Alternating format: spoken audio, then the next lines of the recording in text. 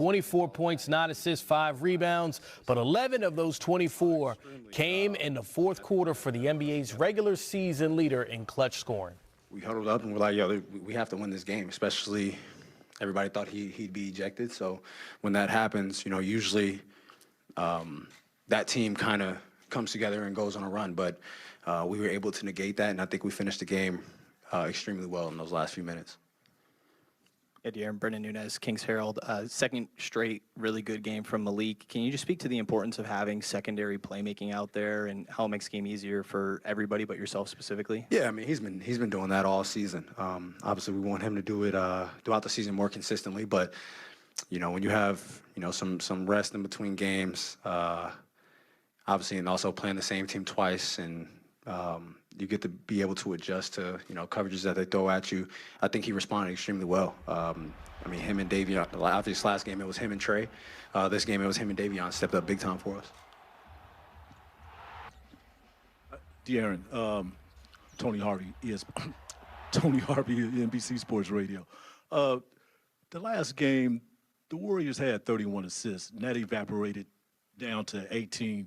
What are you guys doing, what do you guys do tonight, to limit them, in those passes and finding those open lanes? I think a big part of it was Draymond. I mean, he had 11 assists in the first game. We go back, we make adjustments. And if he's in a double-digit assist type of game, then they're having a good game. They have a flow going to it. So we just wanted to be able to disrupt it. I think they said we had 24 deflections. How many steals?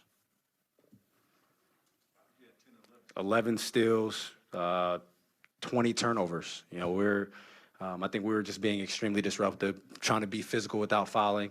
And I mean, I feel like obviously some guys had a good game, but I feel like we kind of disrupted the flow of their game. Back here, Fox. Sean Cunningham, Fox 40.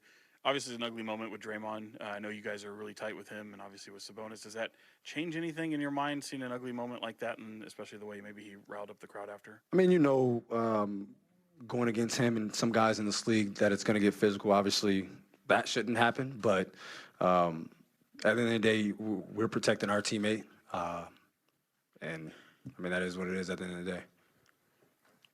Mark Haynes, Sacramento Observer. De'Aaron, this is your second great playoff game, playoff game of your career. Is it safe to say that you're built for this?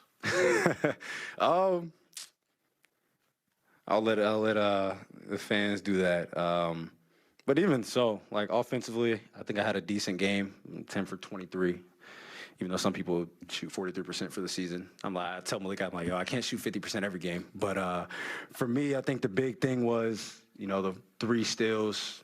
I think it has 1 block, but I thought I had 2 blocks. But the 3 steals in the block, I think was bigger for us than me just putting the ball in the basket. And then 9 assists, I think I had two turnovers. And I think as a team, we had 2 turnovers in the second half alone. So that was huge for us. De'Aaron, Joe Davidson, Sacramento Bee. Can you talk a little bit more about Davion Mitchell and just his effort and his energy? And do you ever go against him in practice, and how's that go? Yeah, he was big time for us tonight. Obviously, we all know what he can do defensively. He hounded Steph most of the game.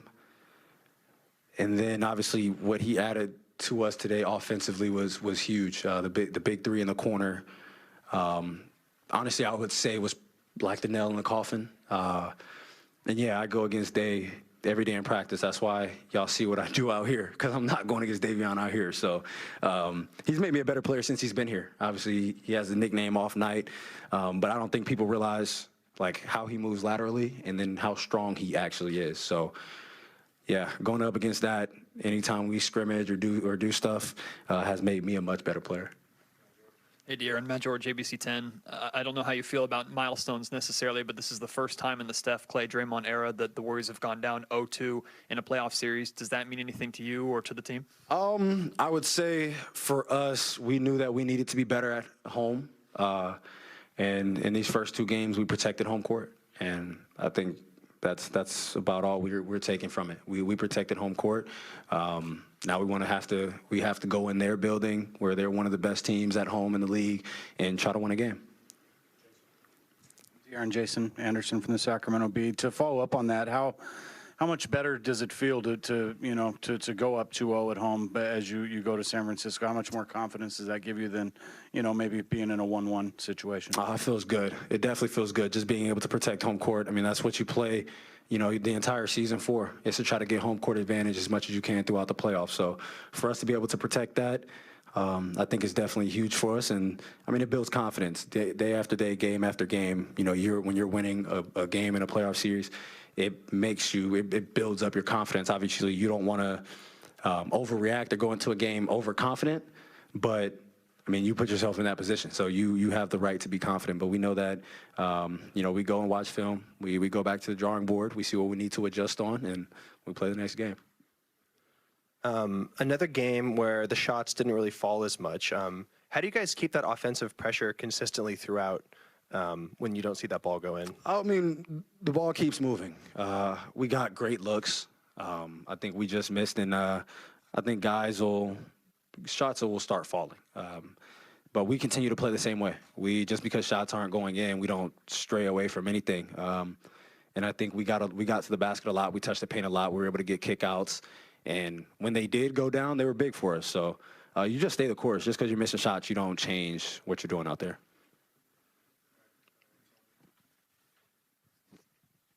Just want to get your perspective on Herter, how he's defending Clay. Clay did, get a couple big shots down the stretch and stuff, but just want to get your, commentary on Herter's work on Clay. Yeah, Clay's going to make shots regardless of what's going on. I mean, a lot of times, especially in this league with guys and how talented they are, unless you're blocking the shot, then it's hard. You just want to you try to contest as heavily as possible and hope they miss at times. But Kev was big for us. Just being able to put pressure on him, be physical. Clay is strong. He pushes you to get you into screens, and I think Kev was big time for that. And I think he either blocked one or two of Clay's jumpers. So he was big on that end for us. De'Aaron, Jason Anderson again from the B. There's a report here that Domas is undergoing X-rays on his ribs and his lungs after what happened there with Draymond. Do you want to speak to just the beating that he takes consistently and go any further as to what happened tonight? Yeah, I mean, he's down there. Led the league in rebounding. He scores a lot of points in the restricted area, and he gets hit. He gets hit all game. He gets grabbed. He gets tackled. Obviously, at times he says something, but most of the time he doesn't complain. He gets up, he gets back on defense, and we've talked about this before. That ignites a team. If your best player is down there getting beat up, and at times he doesn't say anything, he gets back, then everybody else knows that if something happens to them, if you may get fouled, then you need to get back on defense. So it's big for us. Obviously, we hope our brother is okay. We hope he's not injured. Even just outside of basketball, if you fracture a rib or punctured lung, like that's a serious injury. So we just hope for the best right now.